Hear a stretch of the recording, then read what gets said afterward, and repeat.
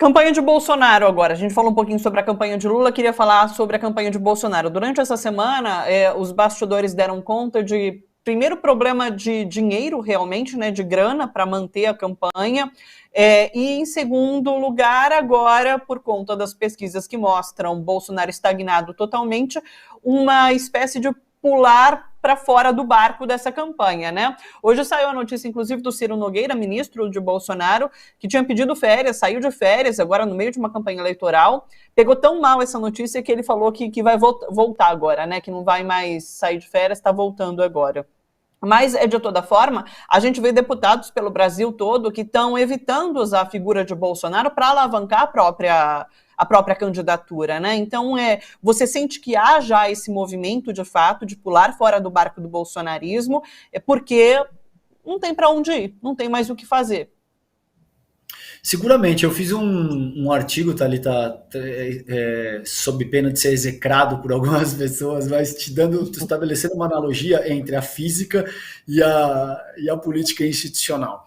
Apesar de, enfim, são disciplinas radicalmente distintas, veja, na física, a capacidade de atração, a força gravitacional de um determinado objeto está diretamente correlacionada com a sua massa, de determinado objeto.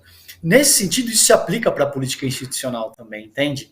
Quanto maior é a massa de um determinado candidato, maior é a capacidade de atração que esse candidato atrai para a sua própria candidatura. Então, conforme o Lula ganha cada vez mais corpo, ele passa a atrair figuras como FHC, pedetistas históricos como Siqueira Castro, como outras pessoas que são brisolistas históricos e que passam a abandonar o Ciro, que pessoas que atacaram, como o Miguel Reale Júnior, que foi um dos autores da abertura do pedido de impeachment da Dilma em 2016 e agora declara voto no Lula. Enfim, a força de atração do Lula vai se tornando irresistível e ele vai aglutinando personalidades de diferentes matizes políticas, de diferentes orientações, inclusive até pessoas que se identificam a própria direita liberal. O que resta para o bolsonarismo, nessa medida, é a extrema-direita.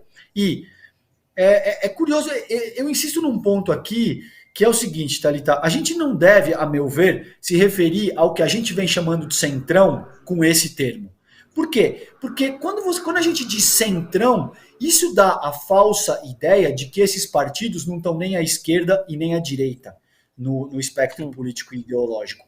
E esse não é o caso. Essas pessoas, elas são fisiológicas, elas simplesmente não têm ideologia.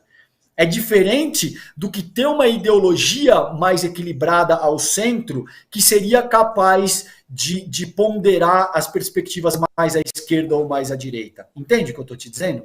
Isso é radicalmente diferente. Então, quando a gente tiver vontade de falar centrão, a meu ver, a gente precisa falar as alas mais fisiológicas da política nacional brasileira. São fisiologistas, não é o centrão, são fisiologistas. Esses fisiologistas, eles são os primeiros a abandonar o barco. Eles não têm nenhum compromisso com nenhum tipo de ideologia, como eu acabei de te dizer. Eles não têm nenhum tipo de compromisso de desenvolvimento de país, projeto de nação, proposta emancipatória para a classe trabalhadora. Eles não têm absolutamente nada. Eles estão pensando no bolso deles, no cargo parlamentar deles, em advogar absolutamente em causa própria, entende? Então, é natural que essas pessoas vão abandonar o barco na medida em que eles percebem que a causa bolsonarista está perdida. O Ciro Nogueira, ele agora ele repensou, não é porque ele percebeu que ficou ruim pro Bolsonaro, ele percebeu que ficou ruim para ele, porque ele seria percebido como um covarde, que abandona o barco no momento decisivo da disputa política. Então ele ainda está esperando para, talvez eu espere aí agora Falta uma semana, entende? Vamos esperar, o cara vai ser derrotado e aí eu sigo minha vida nessa medida. Mas é absolutamente natural que, na mesma medida em que a campanha do Lula ganha tração e passa a aglutinar pessoas de diferentes propostas, o Bolsonaro vai perdendo, inclusive as pessoas que estavam mais fechadas com ele. Isso vai ser um processo natural. E daqui a pouco, quando o bolsonarismo estiver efetivamente derrotado, Thalita, você não acha ninguém que foi bolsonarista. Entende? Todo mundo votou no outro candidato da terceira via, né? Eu tava, mas né? Enfim, aí ninguém mais era bolsonarista, entende? E esse processo vai acontecer, ele vai acabar culpando as pessoas da campanha dele vão acabar o culpando e vai começar esse processo de degradação interno no qual as partes atacam umas às outras para tentar justificar a própria derrota.